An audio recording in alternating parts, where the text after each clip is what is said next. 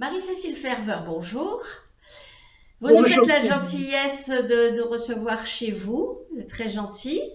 Je vais vous poser les trois questions que je pose aux auteurs en général pour les faire connaître un petit peu plus.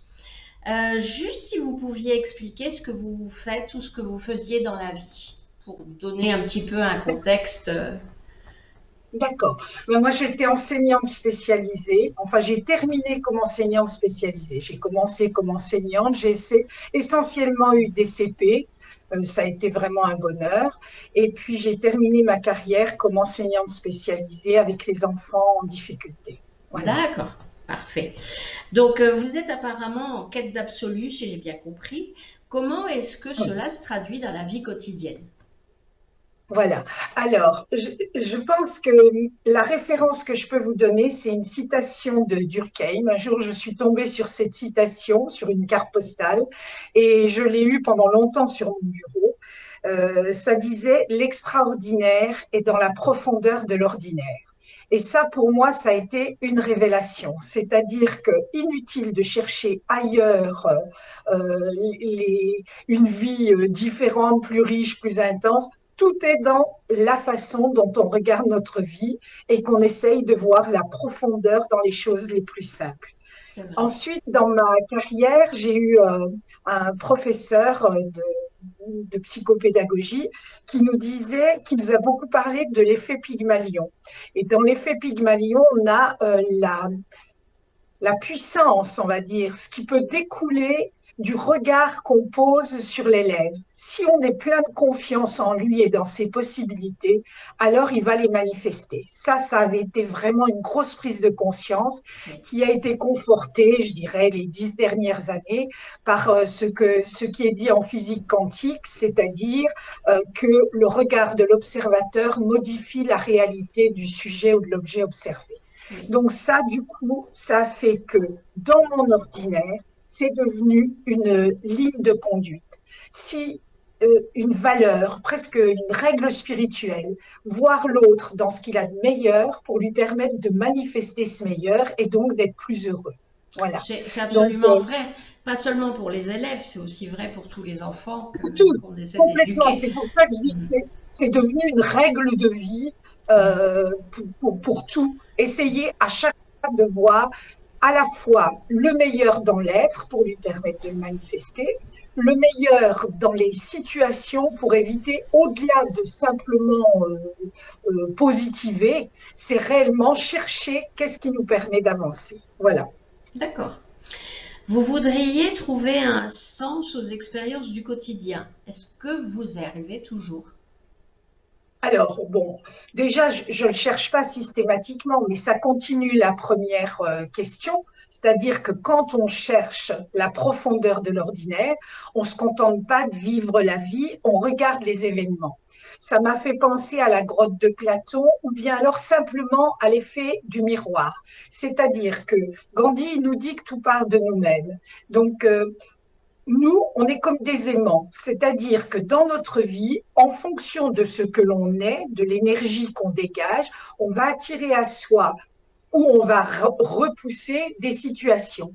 Et quand on se met en situation, je revois votre question, vous m'avez dit euh, Vous si voudriez j'y trouver. arrive toujours. Voilà. En tout cas, je m'applique simplement à observer ma vie et quand il y a des événements qui se répètent, je me dis là, il y a une leçon à trouver. Donc, je ne vais pas passer mon temps à me dire quelle est la leçon de ci, de ça. Mais par contre, être attentive, à certains moments, il y a des choses qui interpellent et là, on se dit, il y a quelque chose à comprendre. Et là, tant que j'aurais pas trouvé, je vais observer, je vais analyser, je vais étudier. Euh, j'ai une âme de chercheuse en fait et je peux pas rester sans m'interroger sur le fondement des choses. C'est une Voilà. belle philosophie parce que ça permet de s'analyser et ça c'est très bien. Oui, complètement. Je me retrouve dans les philosophes. J'ai beaucoup aimé Plotin. Bon, il faudrait que je les relise tous. Je me suis dit que je profiterai de ma retraite pour relire les grands classiques. C'est très bien. Le dépassement de soi, il est toujours d'actualité, je pense. Alors, mais là aujourd'hui, vous êtes en retraite, je crois. Est-ce que pour vous, c'est toujours d'actualité? Voulez-vous toujours vous dépasser, ou simplement vous prenez cette philosophie, vous essayez de la culquer aux autres? Alors, je crois que ça serait pas juste. Ça voudrait dire, je suis arrivée et maintenant écoutez-moi, écoutez ce que j'ai à vous dire. Donc moi, je suis plus dans, bon, d'une part, le chemin, il est la vie au quotidien. Il y a des choses à observer. Et je dis régulièrement à mon petit-fils, du haut de mon âge, je fais encore des tas d'erreurs. Donc, je pense que jusqu'au bout de ma vie, je regarderai les choses. Peut-être que j'en ferai moins des erreurs, mais j'en suis pas sûre du tout. Donc, le travail, il continue, ça c'est sûr. Ensuite, sur la question de transmettre, je suis plus dans l'idée d'un partage. Et là, on fait le lien direct avec mon livre, qui Oui. finalement est un partage de tout ce qui m'a... Le fil conducteur, c'est bien l'émerveillement, mais c'est tous ces événements merveilleux se sont passés à travers des vécus vraiment très concrets, parfois pas évidents. Et donc, au fur et à mesure, on va dire que le partage, c'est dans le fait que je dis, à ce moment-là, je lisais tel livre et j'ai trouvé telle citation qui m'a éclairée, ou bien alors je fais référence à tel film ou telle connaissance qui est en train de se développer.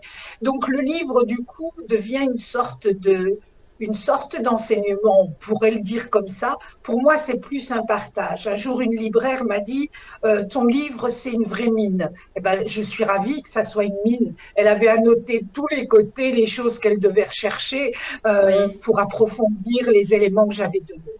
Donc voilà, qu'est-ce que je peux vous dire que dans la mesure où ce livre est un partage, je me rends compte pas depuis le tout début. Je pense que j'étais pas complètement prête, c'est mon premier livre, mais depuis les derniers salons, c'est assez extraordinaire.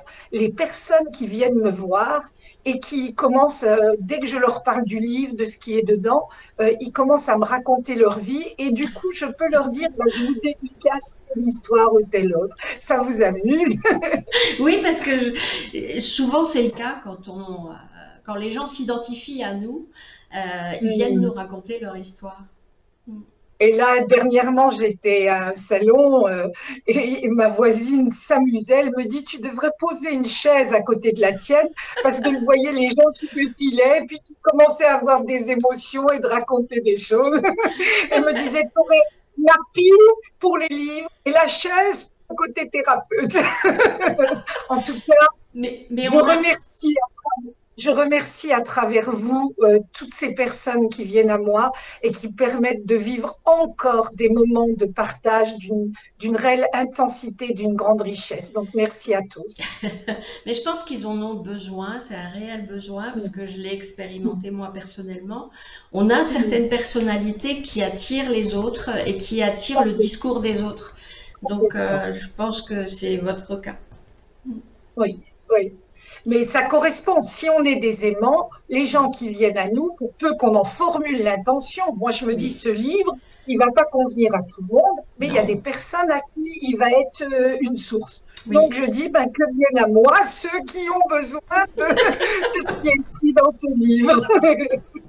C'est votre premier livre, vous m'avez dit. Vous comptez en écrire d'autres pour l'instant? C'est-à-dire que j'ai en idée depuis très très longtemps quelque chose en lien avec l'expérience professionnelle, mais qui Oui. serait plus dans le sens de quelque chose à mettre en place pour venir en aide aux individus et à la société. Donc ça demande à être mûri et puis des fois je me dis bon c'est plus trop de mon âge et puis les amis me disent non non non on en a besoin donc je pense que je vais devoir m'y mettre. D'accord. Mais écoutez, je vous souhaite beaucoup de succès dans vos écrits. Et puis, je vous dis au salon Le Livre au Vert qui aura lieu les 12 et 13 novembre à Courcelles-Chaussy. On vous voit les 2 jours? Euh, comme je ne sais plus, parce que D'accord. comme je serai opérée quelques mois avant, tout D'accord. va dépendre, est-ce que je peux tenir une journée ou non. Oui, oui, Donc, oui, je oui. crois que j'ai dû inscrire une journée. Je pense que D'accord. j'ai inscrit. Ok. Bon, c'est toujours, on pourra toujours le modifier en dernière limite, c'est pas. Voilà. Super. Si je suis en pleine forme, je ne demanderai que ça. D'accord. Mais écoutez, je vous dis à très bientôt et merci beaucoup d'avoir répondu à mes questions. Merci, Suzy. À bientôt. Au revoir. Au revoir.